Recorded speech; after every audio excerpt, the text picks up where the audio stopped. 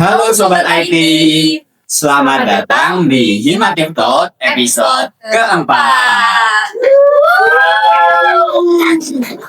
Jadi Himatif Talk ini merupakan podcast dari Himatif yang membahas tentang hal-hal menarik dengan narasumber yang asik juga, tentunya seputar teknologi informasi nih.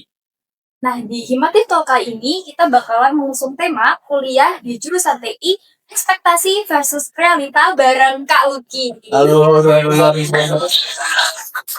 Oke, sebelum masuk ke segmen berikutnya nih, kalian bakal ditemani oleh dua orang podcaster dari kita.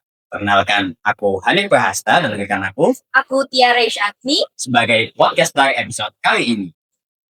Nah, ini mungkin biar Sobat IT yang nonton bisa lebih kenal lebih dekat lagi, mungkin Kak Lucky bisa perkenalan dulu. Oke, sebelumnya terima kasih untuk Kak Hanif dan juga Kak Tia ya sebagai podcaster. Apa ini tadi acaranya lupa tuh? Himatif Talk. Himatif Talk. Oke. Jadi sebelumnya perkenalkan teman-teman, namaku Muhammad Gaditya, nama panjangnya ya. Biasa akrab di Fasilkom itu dipanggil Lucky.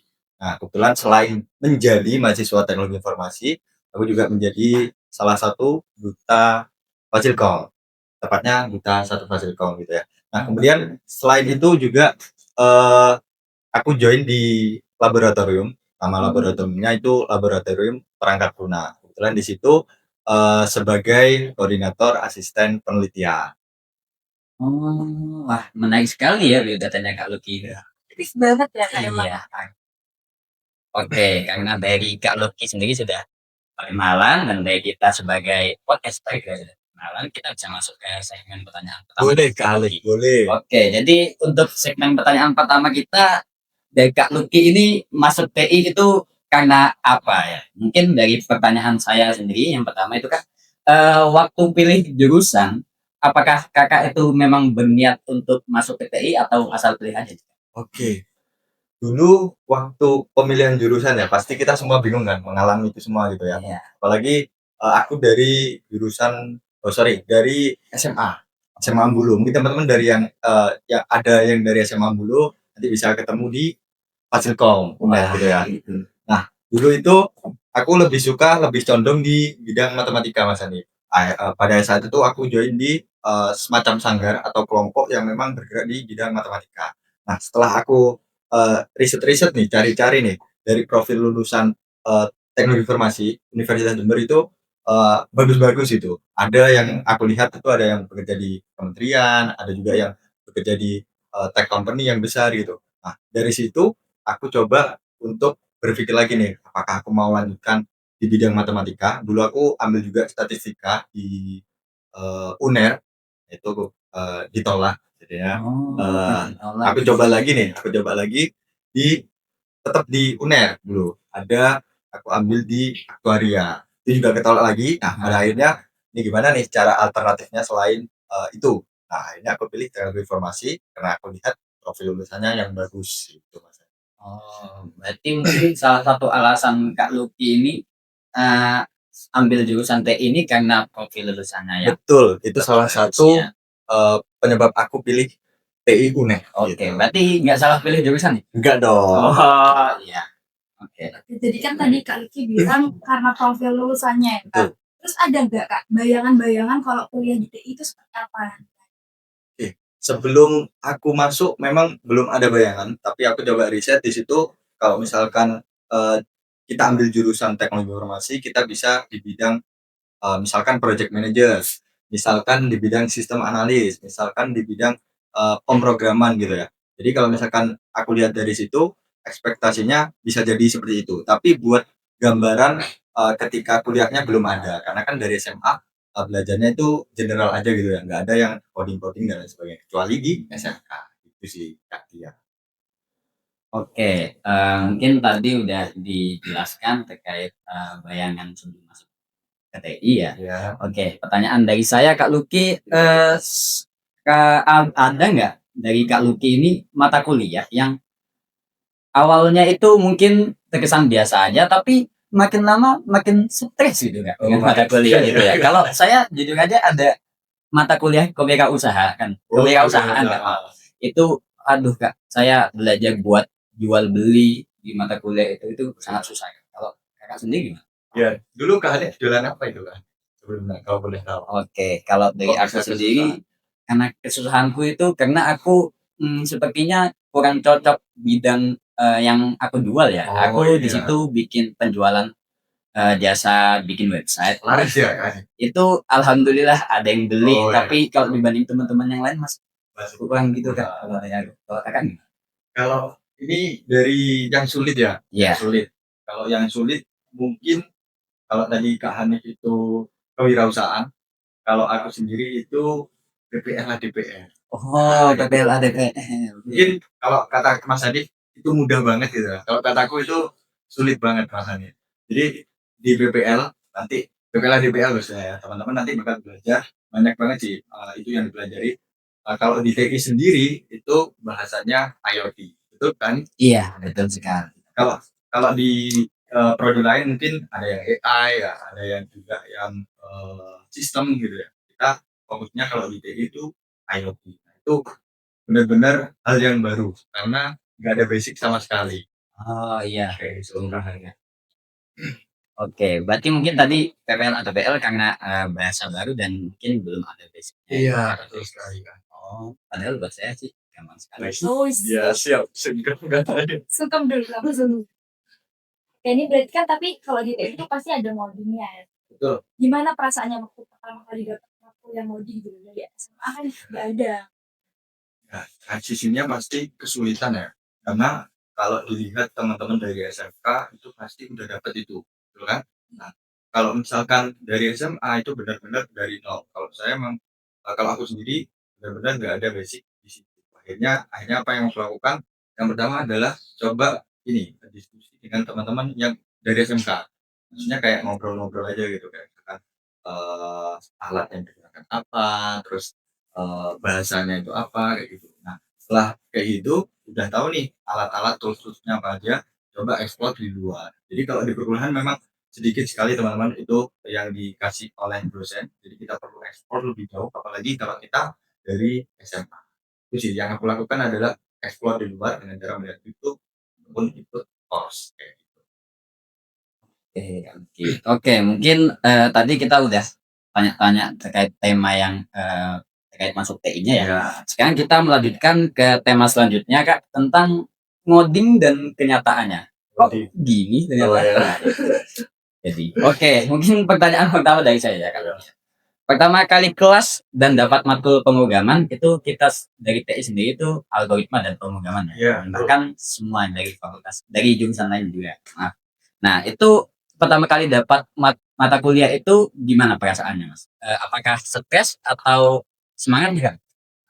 Pastinya kalau misalkan kita dapat hal baru yang harus kita lakukan semangat dulu kan ya. Tapi setelah semangat ternyata kok sulit banget. Ya pasti ada stresnya kan. Iya.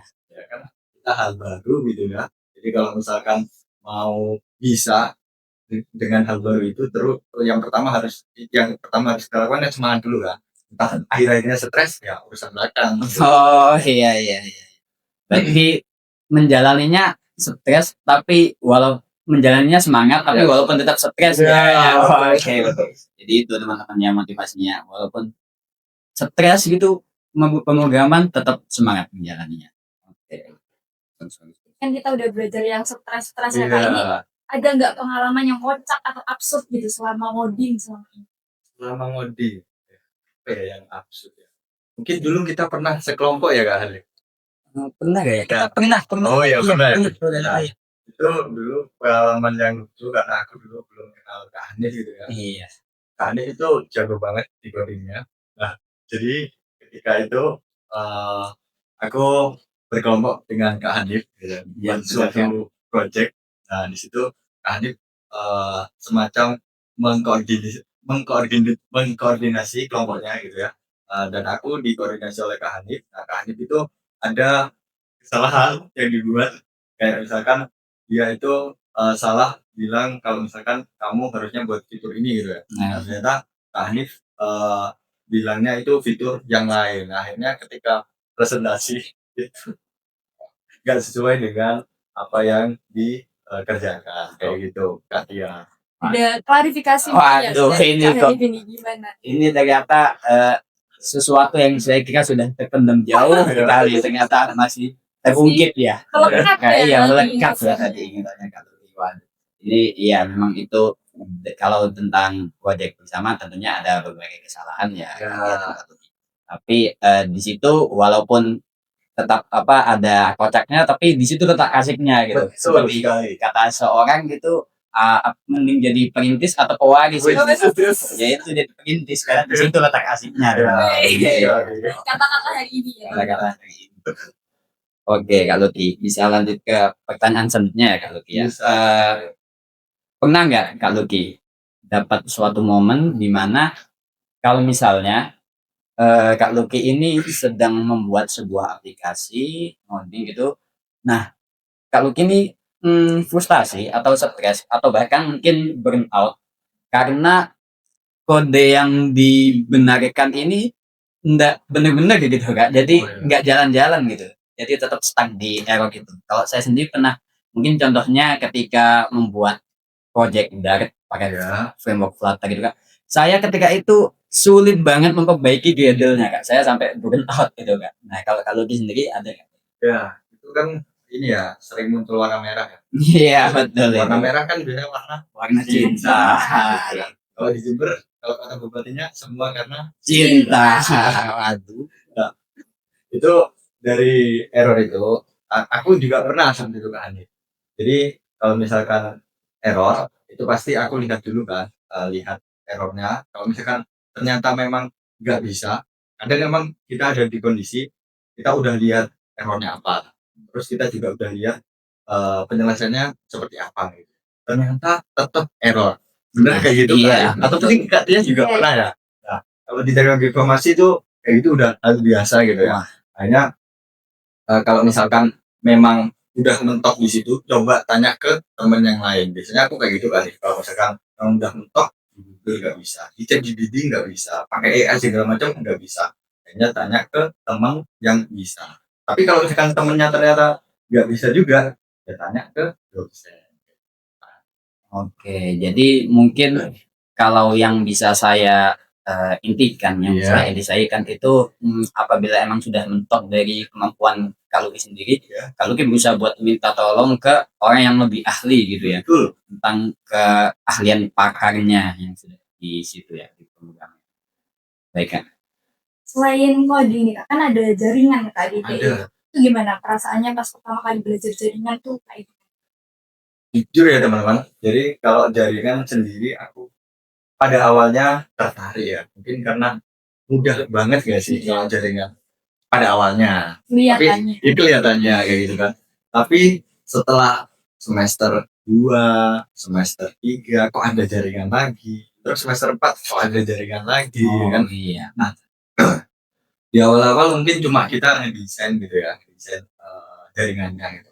Setelah semester 2 kok mulai tambah lagi nih jaringan gitu.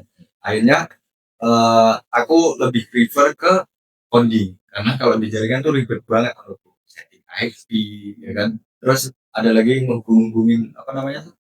Router atau apa sih? Iya, Nah, itu betul, kayak Kak. gitu. Nah, itu benar-benar membuat aku kayak ini makro apa. Nah, pada akhirnya aku pas semester 4 itu ngambil jaringan karena memang menurutku jaringan benar-benar sulit bagi aku nangkepnya. Mungkin kalau Kak Hanif, Kak Tia mudah gitu ya. Tapi kalau bagi aku itu Ya, sulit sangat gitu sih sulit. Kak Hanif.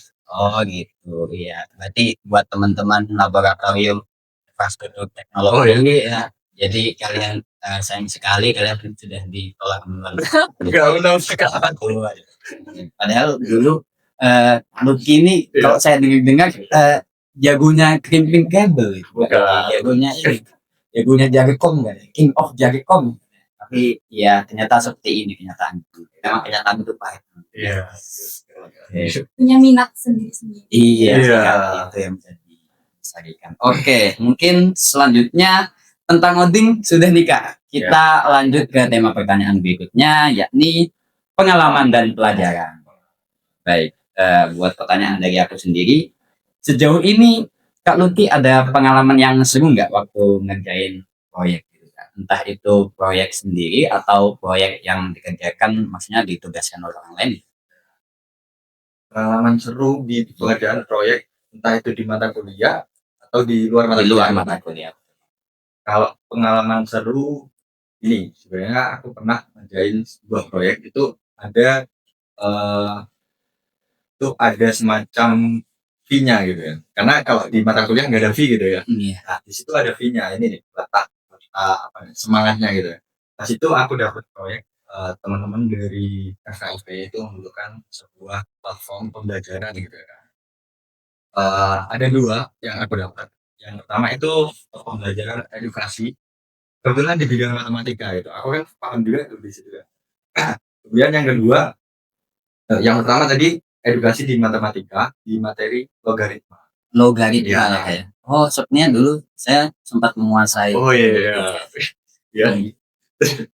Yang kedua itu tadi logaritma. Yang kedua itu ada terkait kalau misalkan Mas Andi ingat itu di SMA ada ini perpangkatan apa namanya eksponen ya. Oh iya, eksponen. Nah Ya. itu. Jadi ada dua itu. Kebetulan kedua-duanya itu ada fee-nya Mas Andi. Nah jadi berhubung di situ ada fee-nya, ada hal-hal yang saya eksplor tuh di situ. Ada bahasa pemrograman yang belum aku kuasai waktu itu. Nah ini aku eksplor karena ada fee-nya gitu. Iya. Dalam waktu 1 minggu sudah berhasil membuat 2 website itu. Dalam waktu 1 minggu ya. Wah. Sudah dia lagi kemampuan dari kartu ini. Jadi kalau ini sudah selesai belum tadi kan? Sudah. Oh, oke. Jadi kalau saya simpulkan sepertinya semua proyek itu bakal menarik kalau Yes. ada fee-nya. Iya.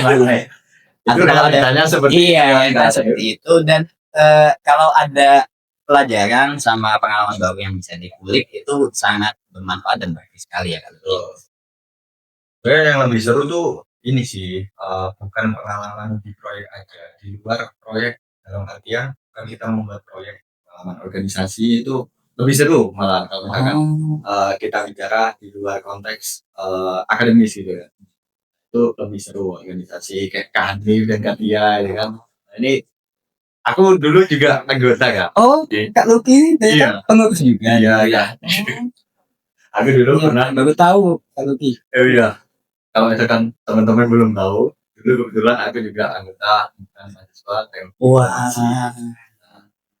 Jadi dulu aku divisi ini Kak Hanif, penelitian dan pengembangan. Oh, Betul. Nah itu benar-benar seru sekali dari awal masuk sampai akhir. Gitu. Oh, mohon maaf Kak, yang ada Kak Sapananya itu. Oh iya, Kak Sapana. Iya. Makanya seru sekali itu saya tahu Kak. Iya. Ini ngomongin yang seru-seru nih. Kira-kira ada nggak pengalaman seru, paling seru gitu di TI ini selama kuliah di TI ini apa? Hal paling seru dan paling nggak aku sangka gitu ya. Iya. Kemarin itu ikut kompetisi di Fasilkom ya. Iya. Nah, Kak Hani juga ikut ini. Kemarin itu ada pengalaman ini lombanya namanya bukan lomba sih lebih ke apa ya namanya itu audisi duta Fasilkom. Nah itu kalau dilihat sejarahnya belum ada gitu ya sebelumnya. Iya, memang. Jadi aku bersama Kak Hani berjuang bersama untuk bisa menjadi figur bagi Fakultas Ilmu Komputer Universitas Jember itu. Jadi itu benar-benar pengalaman seru dan juga hal baru bagi aku karena aku dulu juga belum bisa apa ya namanya public speaking tuh dulu benar-benar jelek gitu. Oh, nah sebenarnya belum bisa. Iya belum bisa kan ya. Nah, karena ada proses-proses yang aku lalui gak bisa ikut organisasi di masih nah itu jadi MC kayak gitu seperti Kak Hanif ini dan Katia. Nah ini kan jadi podcaster nih. Nah itu dulu dengan hal-hal seperti itu aku bisa melatih soft skillku kayak gitu. Jadi pengalaman seru lebih ke di luar akademis sih kalau aku. Kalau di project ya fee tadi. Tapi kalau di luar perkuliahan ya mungkin tadi untuk meningkatkan public speaking mungkin Kak Luki itu memanfaatkan pengalaman atau kesempatan atau melatih public speaking sendiri gitu ya Kak ya. Kalau untuk melatih Kak Lucky mungkin pernah dengar istilah-istilah kayak melatih mental gitu ya Kak. Oh, ya. Nah itu apakah pernah ya Kak Lucky menjalani itu atau enggak? Oke Kak Ade. Jadi kebetulan dulu pas ikut ini ya, ikut himpunan gitu ya. Oh iya. Ada latihan kedisiplinan. Kita ada namanya itu apa? Lupa saya Kak. Oh namanya Iya itu pokoknya ya. COD Ya, lah. jadi Apa itu kepanjangan COD? COD itu buat teman-teman yang belum tahu, Iya. COD itu karakter on development. Ya, itu adalah program kerja dari Himatif. emang seperti itu kan. Jadi Iya. kepanjangan dong. Oh iya, oke. Jadi On apa off ya Kak? Aku kok lupa juga ini. on apa organisasi ini? Karakter organization Ya. development ya. Ya. Aduh, iya emang nanti bercanda doang. Emang aslinya yang gede. Jadi di situ teman-teman kalau misalkan ikut Himatif gitu ya, teman-teman bakalan diajarkan banyak hal di situ ya.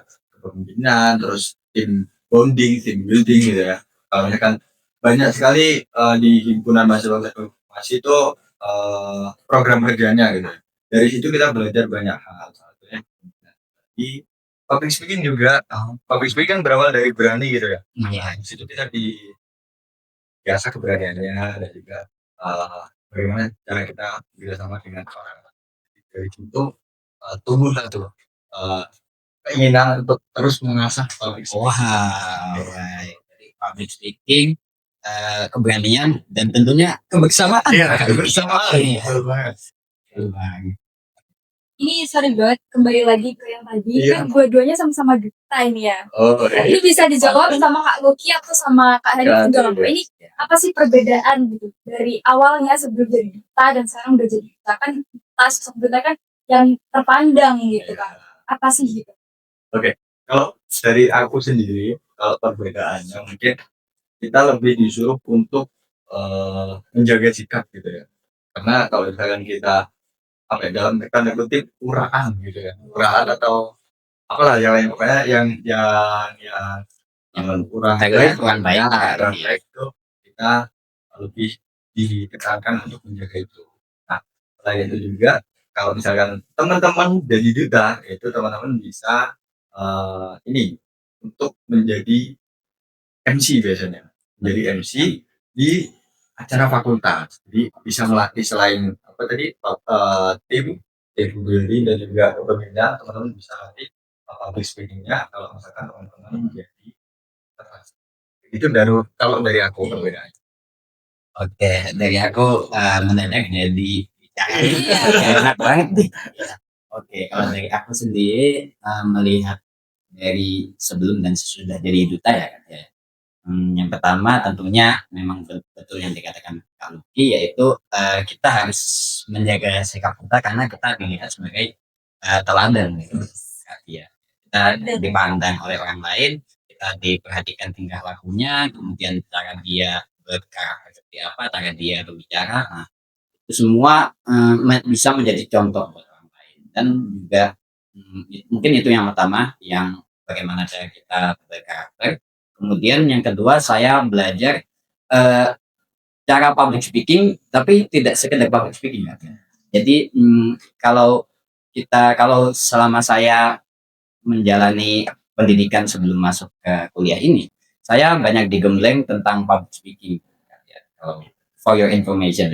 Nah, kemudian ketika belajar public speaking ini, saya rasa kalau misalnya kita cuma belajar public speaking, berani ngomong di depan banyak orang, ya kita bisa saja gitu, dan kita bisa membicarakan hal apapun gitu, entah itu baik ataupun buruk.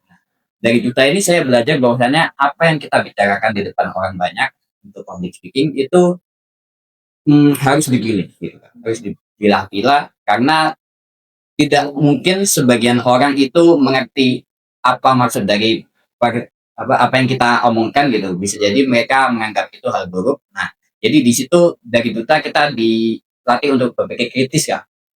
Apa yang kita utarakan dan apa yang kita utarakan tadi sih Kak, itu bakal menjadi pelajaran dan teladan untuk orang lain ke depan. Keren banget emang tangan juga. Dua sosok panjang. Gak enak. Lanjut. Oke. Terakhir nih Kak Luki. Ya. Oke. Kita udah tadi membicarakan tentang masuk ke TI, kemudian kita sudah membicarakan tentang modding dan kenyataannya, dan kemudian kita sudah membahas tentang pengalaman dan pelajaran. Oke, yang terakhir nih Kak Luki, ini bisa closing statement atau apa ya Kak Luki? Ada nggak pesan buat teman-teman maba tahun ini, apa yang harus dipersiapkan selama menjalani perkuliahan di teknologi informasi ini, dan bagaimana cara mereka melakukannya agar mereka dapat menjalani perkuliahan di teknologi informasi ini dengan baik dan lancar. Oke Kak Hanif, sebelum closing statement kasih pesan itu dulu kali ya. Oke, yang pertama teman-teman kalau misalkan udah masuk ke teknologi informasi, biasanya teman-teman maba mungkin ya. Iya. Maba mungkin masih baru di teknologi informasi. Yang pertama teman-teman persiapkan menurut aku sendiri itu adalah keinginan untuk belajar. Soalnya kalau misalkan dari SMK itu pasti udah ada basicnya, ya kan? Tapi kalau misalkan dari SMA kayak aku ini belum ada basic sama sekali. Yang pertama harus dipersiapkan keinginan untuk belajar itu. Karena kalau misalkan kita nggak ingin untuk belajar, pasti kita ini ketinggalan sama teman kita. Sama teman yang lain. Gimana caranya kita setidaknya kita bisa seimbang atau setara gitu sama teman kita yang dari SMK. Pertama keinginan untuk Belajar. Kemudian yang kedua, selain ingin untuk belajar, tentunya kita harus tahu nih cara belajarnya kan. Cara belajarnya kayak gimana gitu. Nah, kalau di TI sendiri mungkin untuk semester 1, kalau misalkan teman-teman bingung, pasti kebanyakan bingungnya di coding kan ya. Iya. Karena memang kalau di SMA nggak ada coding. Tapi untuk sekarang nanti kurikulumnya udah berbeda. Di SMP SMA mungkin udah ada basic. Jadi mungkin itu udah bisa sangat membantu kalau misalkan gabung atau daftar atau menjadi mahasiswa baru di teknologi informasi. Itu yang kedua adalah cara belajarnya. Cara belajarnya itu coba dilihat apakah kamu cocok belajarnya melihat video atau mungkin kamu cocok belajar tipikal belajarnya itu otodidak. Kan ada istilah itu ya. Ada. Otodidak itu selain lihat video mungkin dia bisa membaca website ataupun lainnya.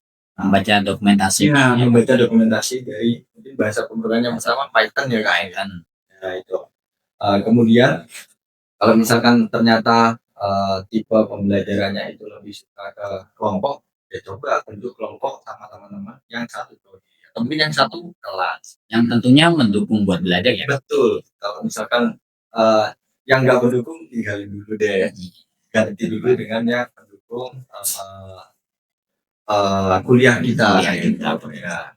Nah kalau misalkan ternyata cocoknya selain kelompok tadi itu ikut course, ya itu coba ikut course di luar, sangat banyak sekali. Kanif kemarin sepertinya saya lihat juga ikut course ya kak. Iya, saya ikut course. Itu bisa seperti itu. Itu yang kedua ya. Kemudian yang ketiga mungkin kalau misalkan udah tahu cara pembelajaran yang cocok seperti apa, yang ketiga coba terapin atau mungkin coba ini kalau aku biasanya tuh diskusi dengan teman. Jadi apa yang aku udah dapat secara mandiri, aku coba bicarain ngobrol sama teman yang udah bisa ataupun yang belum bisa. Jadi kayak ngobrol-ngobrol aja, sharing-sharing gitu. Akhirnya kalau misalkan kita sering sharing-sharing gitu, apa yang kita pelajari itu bukan hanya bisa bertahan sebentar, karena kita sering diskusikan gitu kan. Akhirnya nempel di otak dan akhirnya di luar kepala kayak gitu. Ada 3 dari aku sih kalau misalkan biar mudah ataupun lancar ketika di perkuliahan. Oke, jadi inti dari yang sudah saya dapatkan dari Kak Luki tadi, yang pertama itu keinginan yang kuat untuk belajar.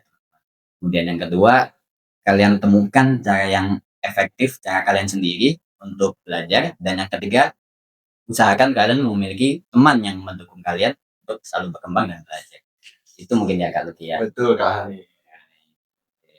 Untuk closing statement-nya ya. Kalau pantun belum nyiapin ya kan. Oke, bukan pantun ya. closing statementnya kalau dari aku jangan pernah untuk lupa ya nih kan inget Iya, inget nggak apa-apa. kalau kalau misalkan dari aku jangan takut untuk mencoba karena kita nggak tahu di percobaan yang mana kita bakal berhasil. Oh, maaf, itu bener banget. Mungkin bisa minta untuk tangannya ya. Ini Ya, semoga ini bisa menjadi manfaat buat teman-teman. Amin. Pastinya teman-teman harus dicatat ya ini. Gak kerasa ya Kak ya, ini Iya, udah bener. di akhir podcast kali ini. Terima kasih banyak Kak Lucky atas waktunya dan kesempatannya. Kita bisa belajar banyak banget, gak cuma tentang pemrograman aja, kita tadi Iya. belajar public speaking kayak gimana, kekeluargaan kayak gimana, kebersamaan kayak gimana, dan pokoknya podcast kali ini tuh isinya daging-daging banget karena Kak Lucky narasumbernya. Terima kasih banyak ya Kak. Dan juga terima kasih juga buat Sobat IT yang sudah setia banget buat nontonin di Madrid Talk ini. Banyak ya Sobat IT. Aku Hanif Prahasta dan rekan aku. Aku Tia Reisha Agni pamit undur diri. Sampai jumpa lagi di Himakif Talk selanjutnya.